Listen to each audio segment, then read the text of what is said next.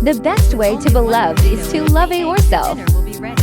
This recipe is perfect for days when we have little time. I'll start by grating a big potato on the bigger side. Once the potato is grated, I will reserve it. In a bowl I will add 3 eggs. At this moment I would like to know